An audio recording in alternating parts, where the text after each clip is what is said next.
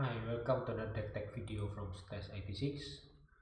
So for today I will make a deck tech about a modern deck revolve around this Temur Ascendancy deck and Temur Ascendancy card, enchantment card.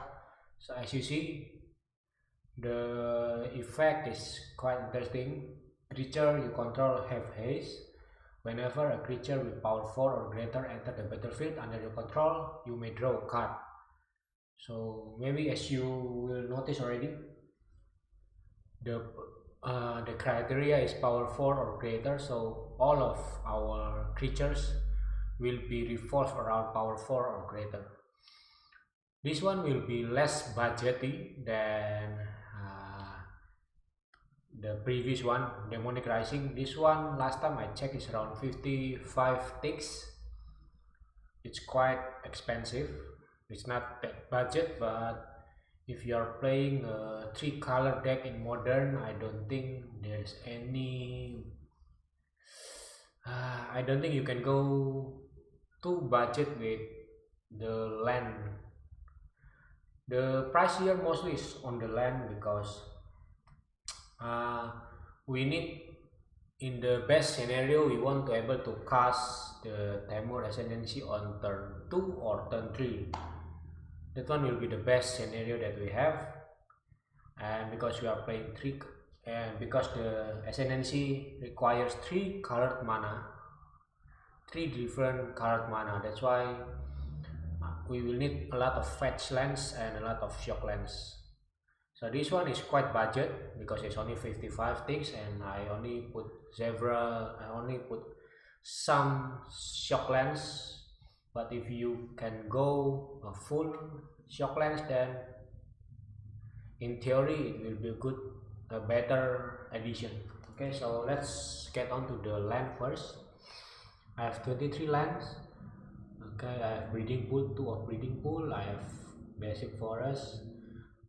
Okay, this one you can change it if you want, but for this budget deck it's quite good. Frontier Bivouac. I have Hinterland Harbor, Checklands, which is okay, although you cannot fetch them, but yeah, it's still okay. Island, Mountain, Rootborn Crag, Shelter Ticket, quote unquote cheap dual land, although it will come enter the battlefield tab. So then steam fans, and then I use 6 fetch lands for now, but you can go more if you want. So that's the land. And then for the miscellaneous first, okay, I have Birds of Paradise to fuel my turn 2 Ascendancy, I hope. So turn 1 you drop birds, then turn 2 you can drop the Ascendancy.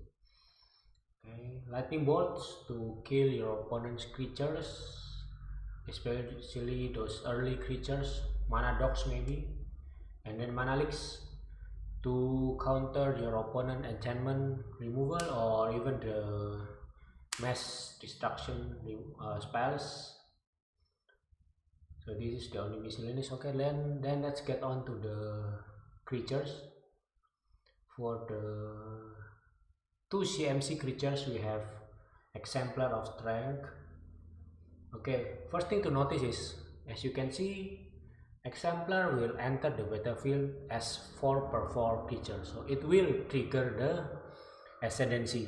Then the enter the battlefield ETB triggered will trigger, and then you can choose to put it in the Exemplar itself, or you can choose to put it in BOP maybe if you don't need, so you get full 4/4. But usually I will just put on Exemplar because then you can gain life.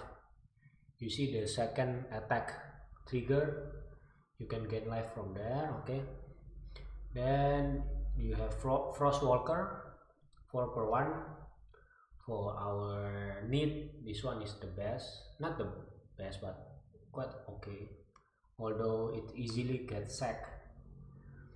Then for the 3 CMC we have Combat Celebrant. This have a nice exert ability where you can get additional combat phase. So if you can get multiple Combat Celebrant on the field, it will be awesome. Yes, so far Dragon Claw, a good creature in itself. Then you can steal your opponent creatures if you want to clear the blocker or to add another attacker. It's good. Then this one is a one-off because it's nice to have a creature with colorless requirement. So when you are mana screwed, you can just cast it, although its restriction is quite troublesome sometimes. Because you need to cast another spell, then you can cast this one, but that's why I only put it as one off. Then this is the combo piece, I would say, because it will discount almost all creatures in your deck. Almost all. There's only one creature that Gold Claw do not discount. I will talk about it later, but as you can see, then all of your creatures become cheap. That's why if you see, I don't have creatures with the full colored mana casting cost,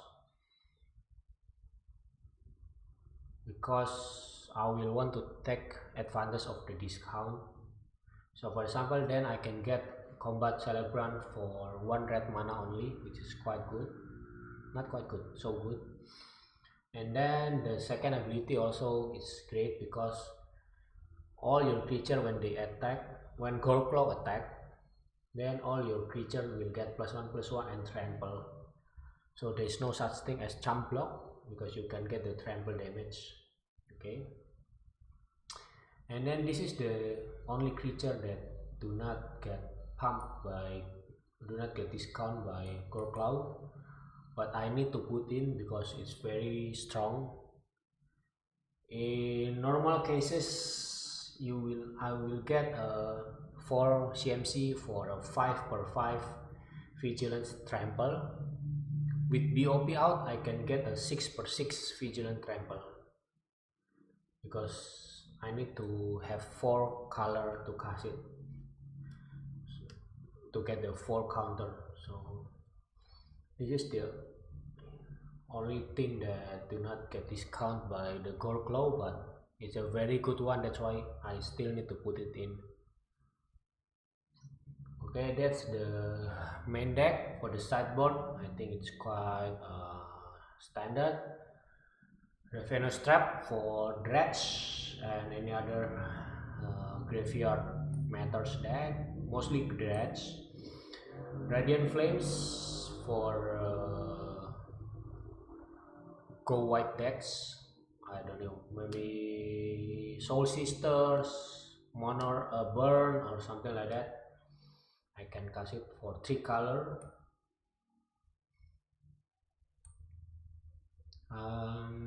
I have Conclave Naturalist.